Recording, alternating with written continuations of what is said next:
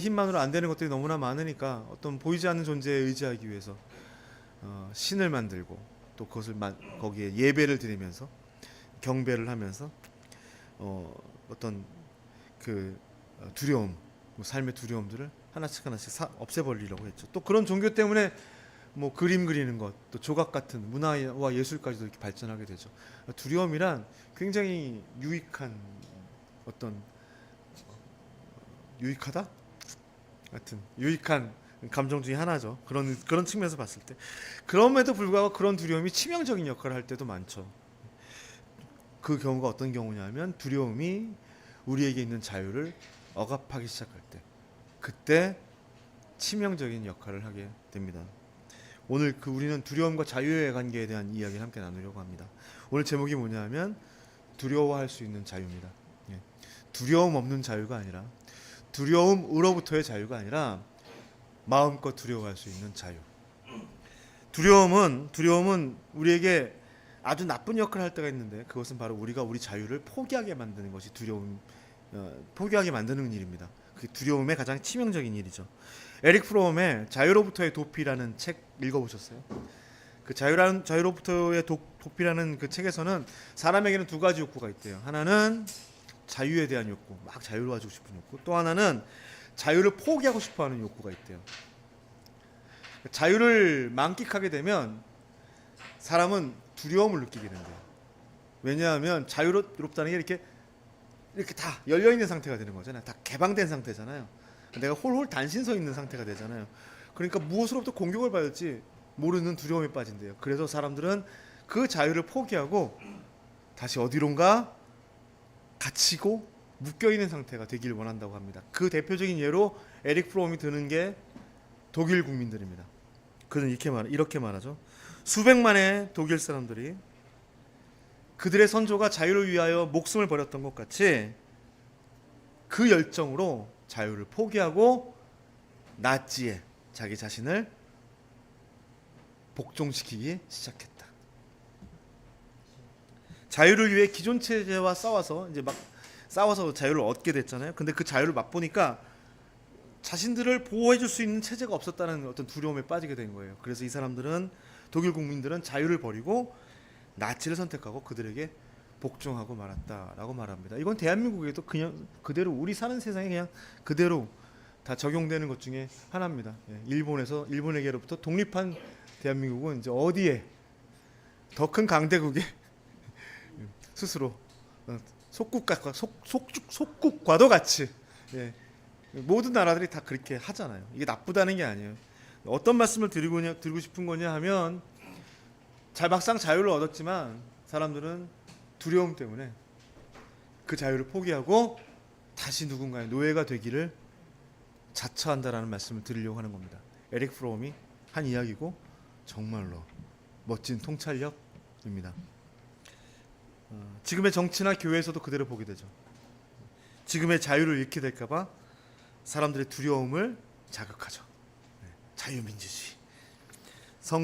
정치인들은 선거철만 되면 북한 정권이 대한민국을 다 점령하게 될 거다라는 어떤 두려움을 자극해서 지지자들을 끌어모으고 자기 자신들의 어떤 강력한 세력들을 모집하죠. 교회는 거기에 이제 가세를 하죠.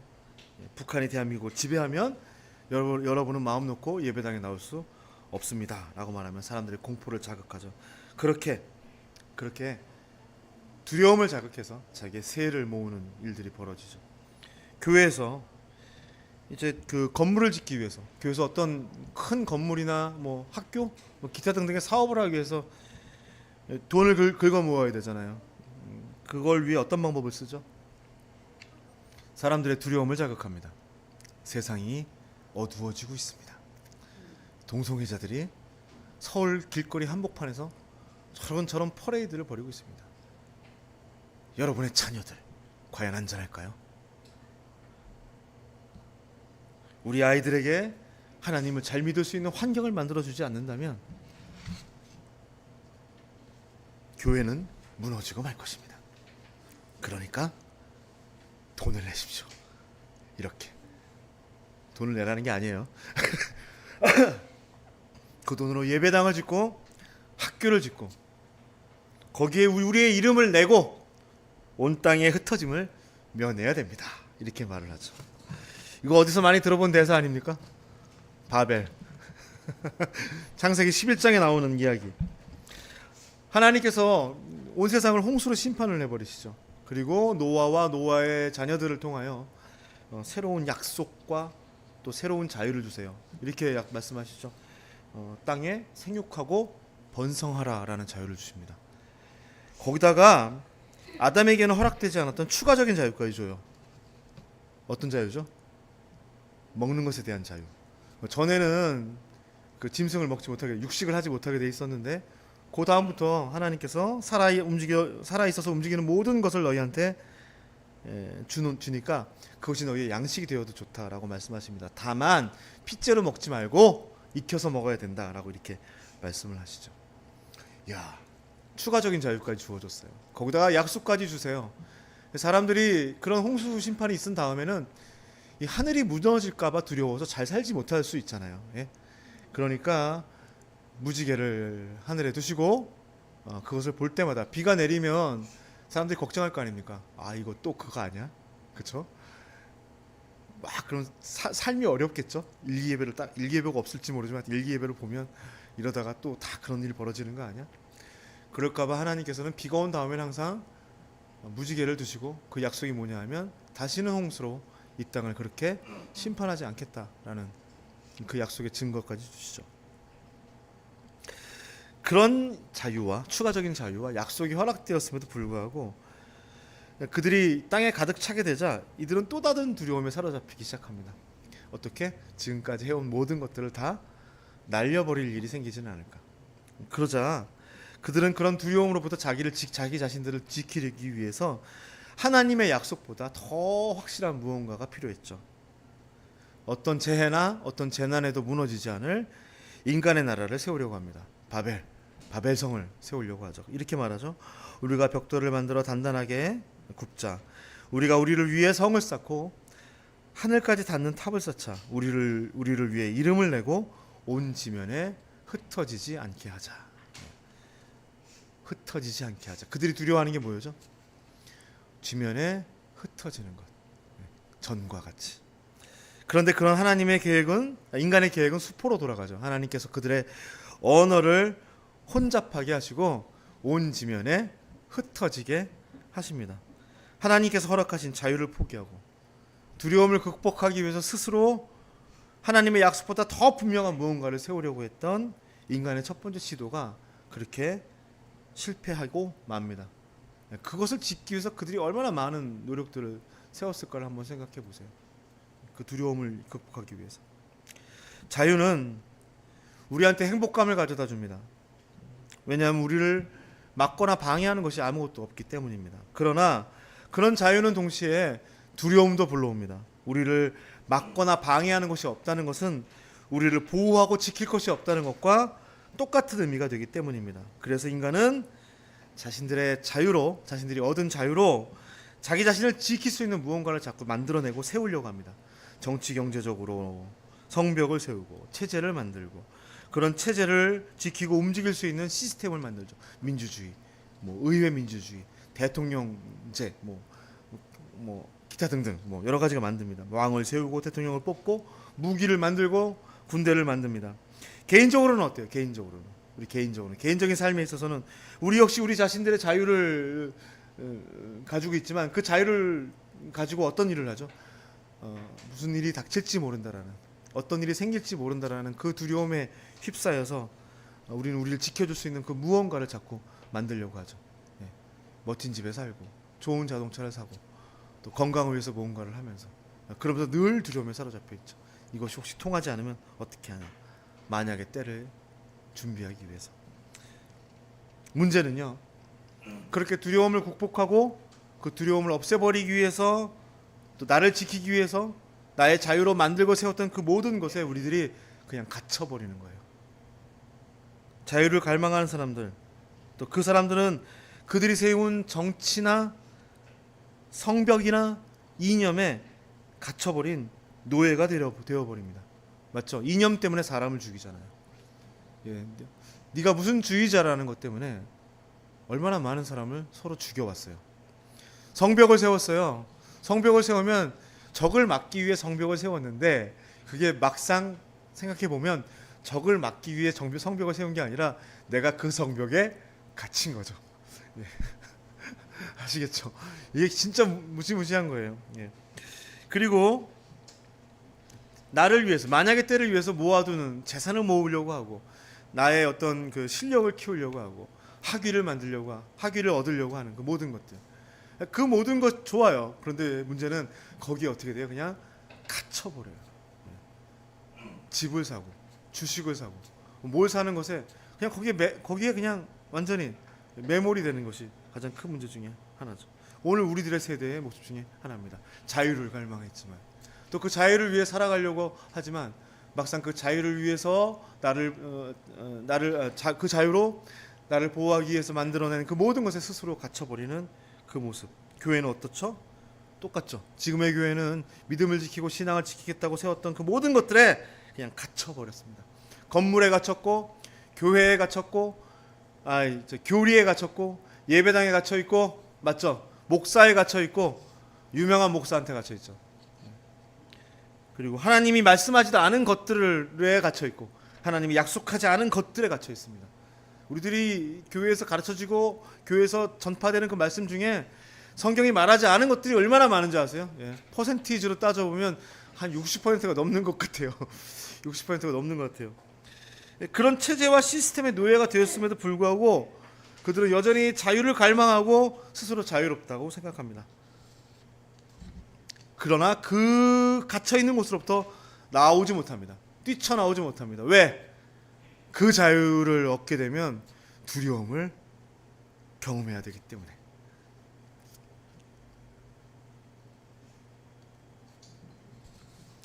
자유는요, 하나님께서 우리에게 자유를 주신 것은 두려움을 끌어안을 수 있는 힘을 키우게 하기 위해서입니다. 자유란 두려움을 허락하는 겁니다. 참된 자유인은 자유롭게 두려워합니다. 흔히 믿음이 좋으면 두려움이 없어진다고 말하죠. 새빨간 거짓말입니다. 믿음이 좋으면 오히려 두려움을 허락합니다. 왜냐하면 그 두려움을 지배하고 통제하시는 하나님을 인정하기 때문입니다. 제가 이 두려움에 관련된 두 명의 캐릭터를 항상 비교해서 여러분한테 말씀을 드려요. 사울과 다윗. 다윗은 사울에게 있어서는 가장 두려운 존재입니다. 왜요? 다윗이 왕이 될까봐. 다윗이 왕이 되면 사울은 자기가 가진 모든 것들을 다 빼앗기잖아요. 그래서 사울에게 다윗이라는 존재는 가장 큰 두려움의 대상입니다. 그와는 반대로 다윗의 입장에서는 사울도 굉장히 두려운 존재예요. 왜냐하면 이유 없이 자기를 죽이려고 하니까. 둘 다 두려움의 대상인 거예요, 서로가. 그런데 이 사람들은 전혀 다르게 반응을 합니다. 사울은 죽이려고 쫓아갑니다. 저 두려움 존재를 없애버리려고 자신의 군대를 이끌고 그냥 틈만 나면 쫓아갑니다. 심지어는 다윗이 사울에게 들린 악신을 쫓아내려고 하프를 타고 노래를 부르고 있을 때 사울이 창을 집어서 던지죠. 무시무시하지 않습니까? 누군가를 간병하려고 이렇게 간병해주고 있는데 갑자기 여기서 품에서 칼을 꺼내서 날 부시려고 하는 그 느낌. 다윗은 도망다니죠. 이스라엘에서 가장 자유로울 수 있었던 사람은 아마 사울이었을 겁니다. 모든 권력과 모든 자유를 가지고 있었죠. 그런데 그 사람은요, 그 모든 자유들을 다 누리지 못해요. 오직 두려움의 대상인 다윗을 죽이기 위해서 온 힘을 쏟느냐고. 뭐라고 됐죠? 그 정적 제거의 노예가 되어버리죠. 거기 갇혀버린 거예요, 이 인간은요. 반면에 다윗은 사울과 다르게 행동합니다. 사울 때문에 아무 잘못이 없는 다윗은 아내, 자기의 재산, 자기가 그동안 쌓아왔던 모든 것들을 다 버리고 그 몇몇 사람들과 함께 그 뜨거운 광야로 도망을 칩니다. 그런 그에게 하나님께서 기가 막힌 기회를 두 번을 주시죠. 사울을 죽일 수 있는 기회. 첫 번째는 이제 사울이 용변을 보려고 굴에 들어갔는데 마침 그 굴에 다윗이 있었어요. 사람들은 다윗에게 하나님이 주신 기회다. 죽여버리면 모든 게 다 끝납니다. 또 한 번의 기회가 또 있었죠. 어디더라? 그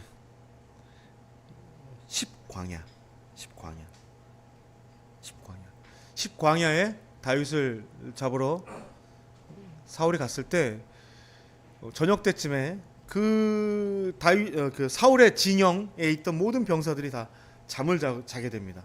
그러니까 모든 그 3천 명이라고 돼 있는데 성경에는 그 사람들이 다 잠을 잔 거예요. 뭐 실제로는 하나님이 잠을 재웠겠죠. 그리고 다윗이 잠들어 있으니까 거길 가게 되죠. 그때 잠들어 있는 사울을 보게 됩니다. 그때 아비새가 다윗의 부하 아비새가 이렇게 말하죠. 오늘 하나님께서 원수를 당신의 손에 넘겨주신 것입니다. 그를 제 창으로 단번에 없애버리게 해주십시오. 2번 찌를 필요도 없습니다. 부하에게 시켜서 그렇게만 한다면 자신을 포함한 부하들의 모든 고생들이 그냥 끝나는 순간입니다. 고생 끝, 행복 시작. 그러나 그는 그렇게 하지 않습니다. 그 2번의 기회. 여러분들 그런 거 잘하잖아요. 야, 좋은 기회만 오면 야, 이거 하나님이 주신 기회야. 이렇게 얘기하잖아요. 근데 그는 그걸 다 거부합니다. 다윗이 이렇게 말하죠. 그를 죽이면 안 된다. 여호와께서 기름 부으신 사람에게 손을 대면 그 죄가 어떠한 줄 아느냐. 여호와께서 살아계심을 두고 맹세하는데 여호와께서 친히 그를 치실 것이다. 아니면 자기 때가 돼서 죽거나 전쟁에 나가 죽게 될 것이다. 그는 두려움의 대상 사울, 그 모든 재앙의 원흉을 죽이는 선택을 하지 않습니다. 그는 자신의 자유로 그 두려움의 대상을 죽이는 것보다 더 큰 하나님을 봅니다. 자신의 힘을 의지하지 않고 하나님을 의지하며 그는 사울이라는 그 두려움을 자신의 삶의 일부분을 어떻게 해요? 그냥 그대로 받아들여요.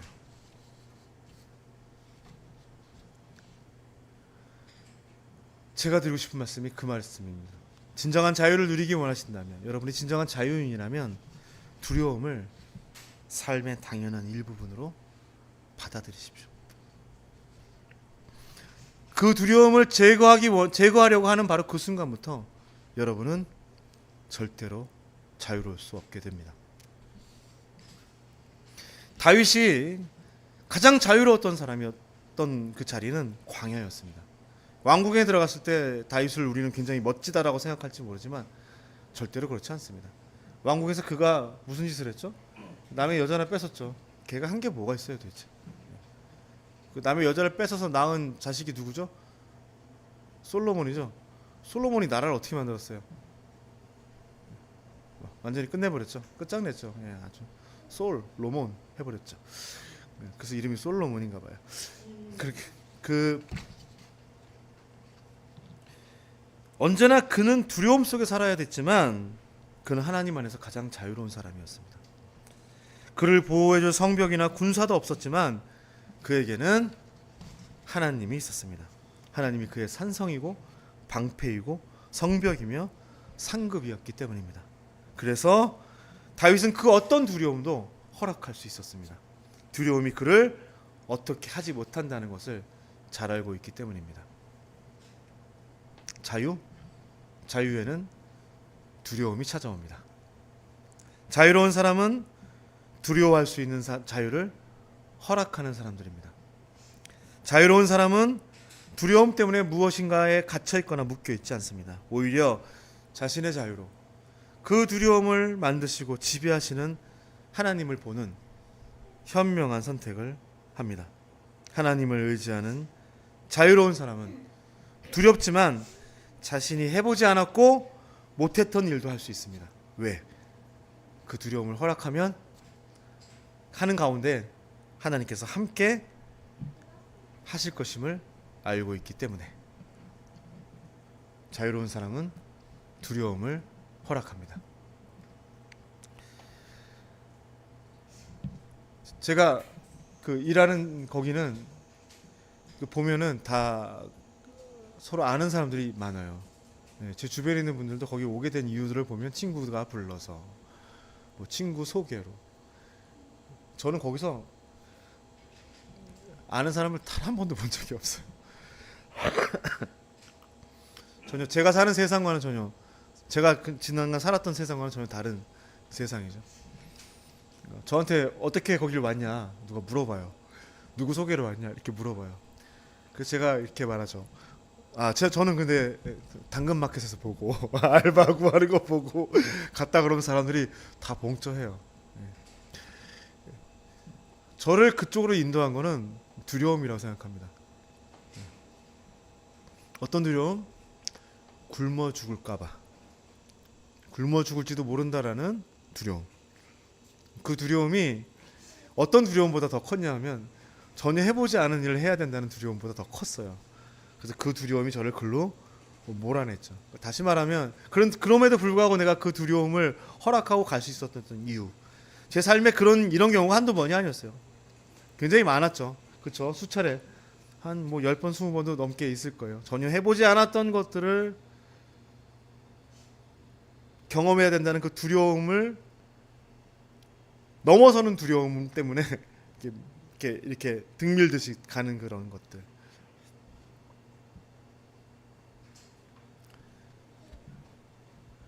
그 두려움이 나를 그렇게 내가 정해놓은 그 경계선 바깥으로 밀어낼 때마다 저는 자유를 더 경험하게 됩니다. 왜? 내가 할 수 없었을 것 같았던 것, 내가 전혀 알지 못했던 것들을 경험하는 자리가 되기 때문입니다. 목사니까 그런 거 하면 안 돼. 목사니까 나쁜 짓 말고, 나쁜 짓 하면 안 되죠 당연히. 목사니까, 목사가 어떻게 그런 일을 해? 어떻게 저런 사람들하고 어울릴 수 있지? 어떻게 저런 사람들과 저렇게 이야기를 나눌 수 있지 않은 그 모든 한계들을 다 무너뜨릴 수 있는 두려움이 나를 더 자유롭게 만들었습니다. 이 경험을 하시라고요. 삶의 두려움을 만끽하시라고요. 내가 할 수 없는 그것, 내가 하지 못했던 그것까지도 갈 수 있도록 합니다. 하나님이 그렇게 하십니다. 여러분이 두려워하는 것이 있다면, 또는 어떤 큰 두려움에 빠져 있다면, 어쩌면 그 순간 여러분은 가장 자유로운 사람일 수 있다는 말씀을 드리고 싶습니다. 나는 왜 이렇게 걱정이 많지? 나는 왜 이렇게 염려가 많지? 나는 왜 이렇게 모든 게 다 이렇게 가슴 졸이며 살지? 아니요.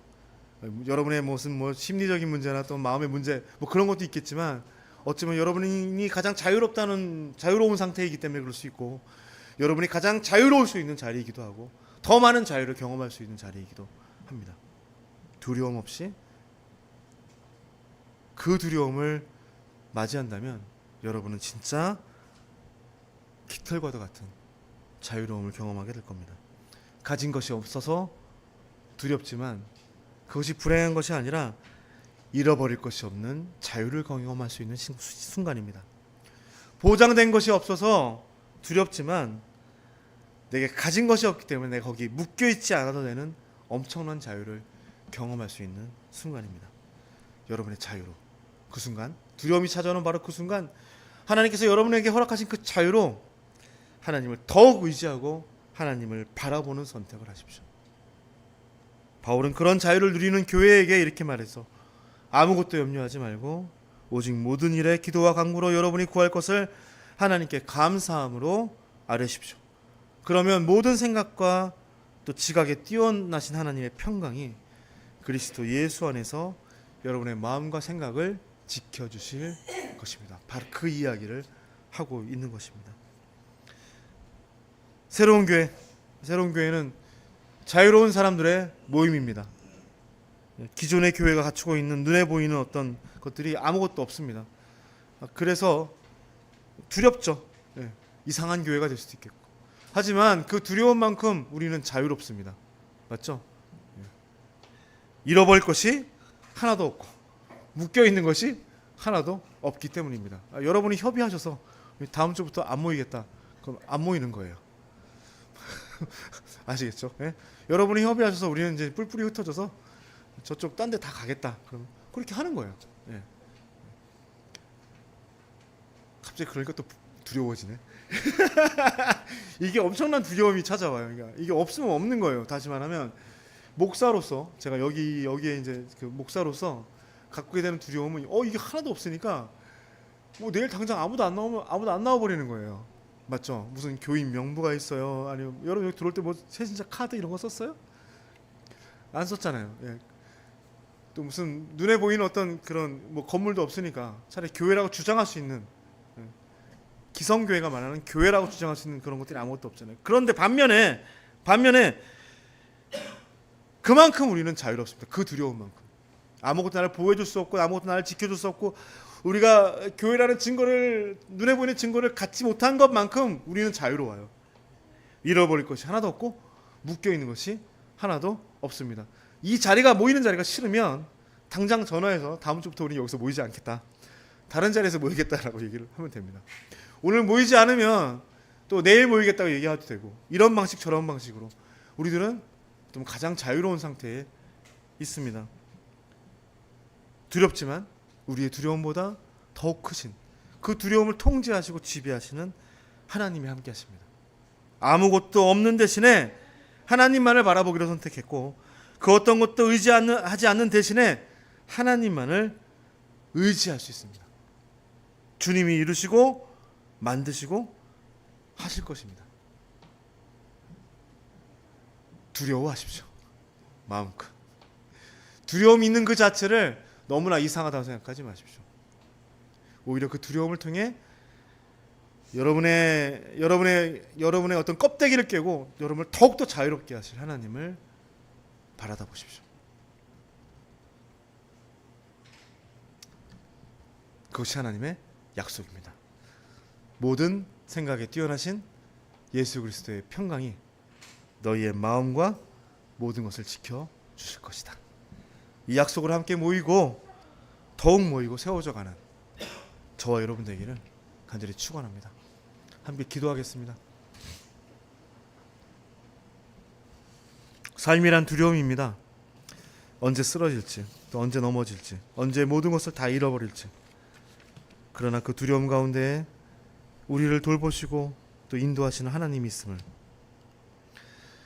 많이 가져도 적게 가져도 원하는 것을 얻어도 원하는 것을 얻지 못해도 모든 것이 다 있어도 아무것도 갖지 않아도 우리는 늘 두려워합니다.